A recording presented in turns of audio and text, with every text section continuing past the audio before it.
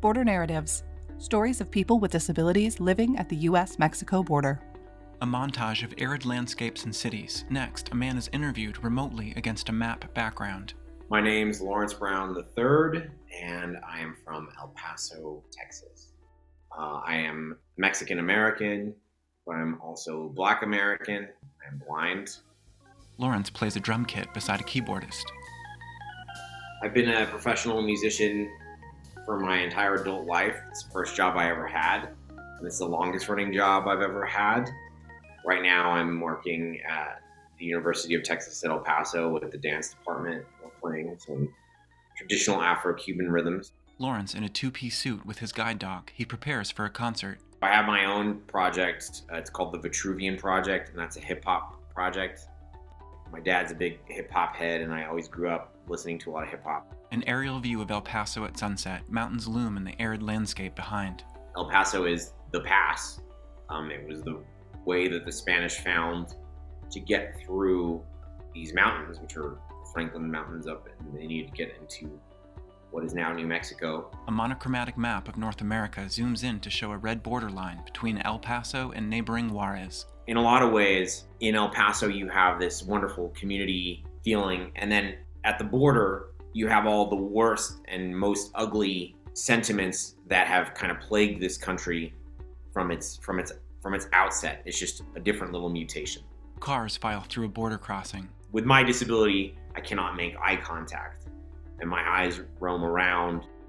When I pull up to the Customs and Border Patrol people, I try to have my cane out, even though I'm sitting in a car and I won't be using my cane at all, so that then maybe they'll see it and get the hint that I'm blind. Because if not, if I'm the one handing off the passports, it's not going to be a regular sort of a handoff. It might look like I'm drunk, or it might look like this or that, and I've got a lot of comments like, I had a long night, or had a rough day, or and it's like, no, I'm just blind.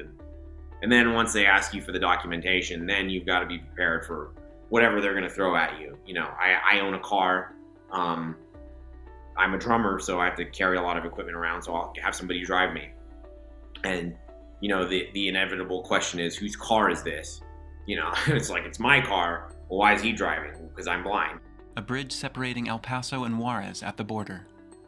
The experiences that happen at the bridge, if you're in a car and the occupants of that car are multiracial, or they don't fit into the typical family mold of what is being profiled, reminded me of reading about the Jim Crow experiences that so many had in the South, and knowing that my father's family had those sorts of experiences coming from Louisiana into Mississippi into Texas.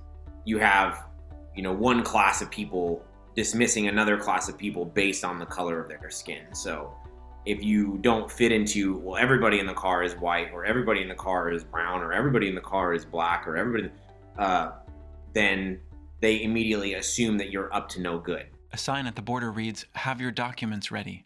It's a tough situation to talk about, because it seems like if you don't want your mind to be changed, it's not going to be changed. Lawrence playing drums and singing with his band in a small club.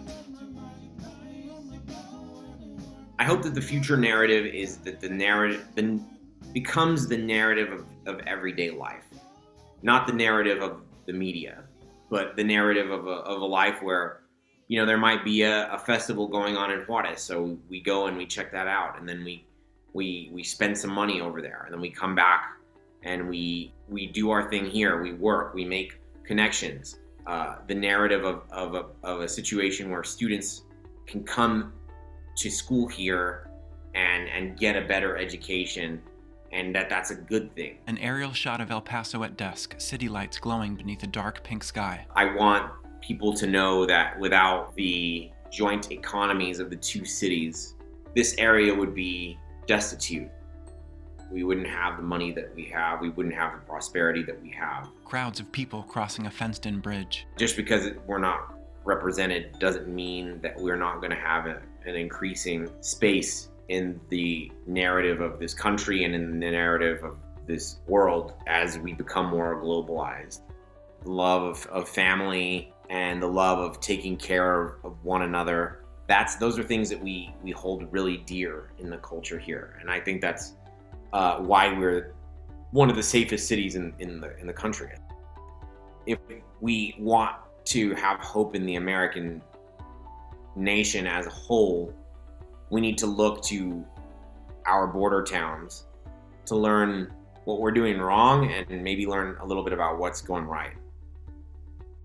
Border Narratives, produced by Arizona Center for Disability Law and Rooted in Rights. Funding by Borealis Philanthropy.